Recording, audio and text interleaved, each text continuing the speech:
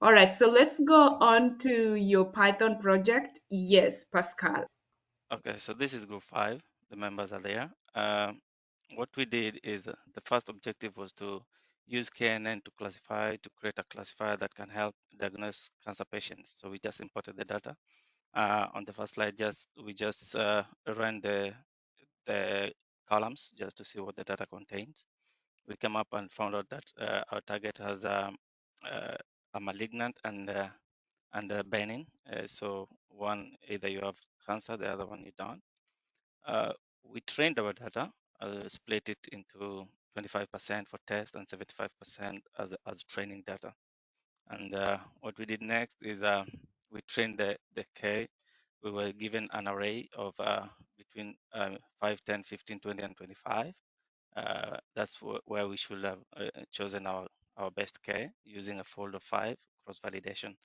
So what we did is we imported our K neighbor. We left it blank because we needed the grid search to give us the best K.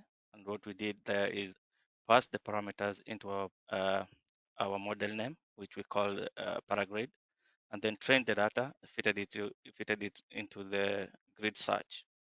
And we did a grid search, fitted that into final KNN, and we found that the best KNN, the best K was 10, which means we need a data set of 10 to run our predictions. And we did that. We did a Y prediction for our test, and we found that we are at 97% of accuracy, and the mean accuracy that we ran against our model score name Paragrade, we had a 92%, which was a good, and we knew that we can predict our values using the 10 dataset neighborhood. So what we did, the next part was regression part, and we just imported the data and cleaned it up, look at null values. If we had any duplicates, we found that we were good. We don't have any of that.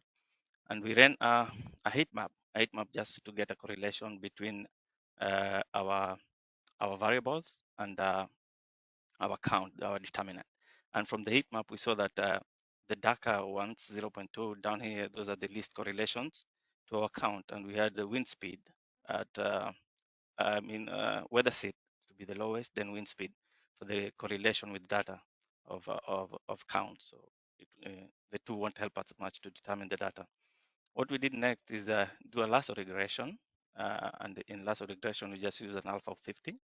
We imported our MSE after doing the lasso prediction test. We then ran the lasso prediction test, and our MSE was very high. We saw that it was very high, and same for both the test and the training data.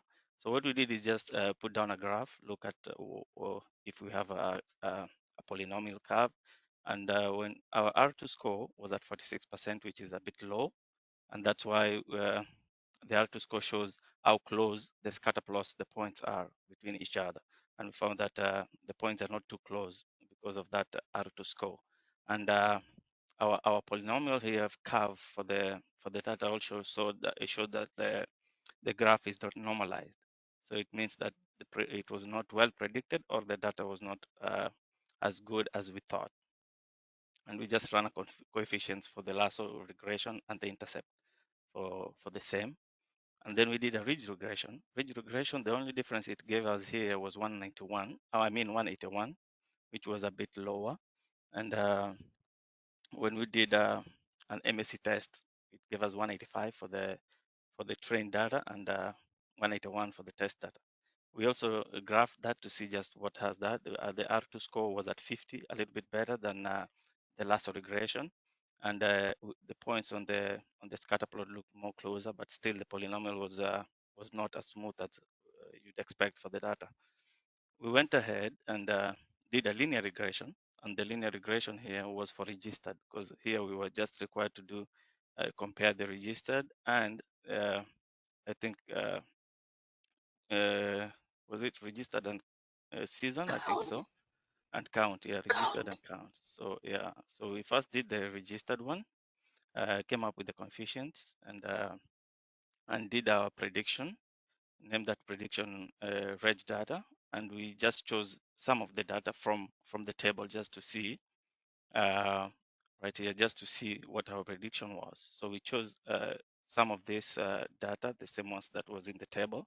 And when we did our prediction just to see how close we were, sorry about that, how close we were, our prediction gave us 3687. And from the table, it was 3656. So we were close, but because you can see the R2 score to be too low, we couldn't get onto the point that we wanted. So we just a little bit off, but not too bad. But with with the linear regression, I mean with the linear regression for the casual, we if you look at our R2 score, it was 64%, which was a little bit good, and it gave us a closer number. If you look at the prediction down here was 844. When we compare to the data is 848, which it is much better because of the high R2 score. So we were confident that we are getting somewhere with the casual regression, and we just did coefficients for the board that we as we were required to do. The next thing, in conclusion, we did if you look at the count, this now is for count for the bicycles that was we were being rented out. So what we did is, in conclusion, we found that the registry the first on the registration gave us the only difference that was in that coefficient was the 948. When we checked out what that was, it came to working day. So the casual coefficient that we ran down here gave us a negative 826, and uh, the registered counts gave us 946. So our conclusion out of that, we could conclude that by registered users in the is positive on working days, while that of casual non-registered users in the negative was in the negative. And we can conclude that the count of the rented bikes by casual users is way less than that of registered users on working days. That's it.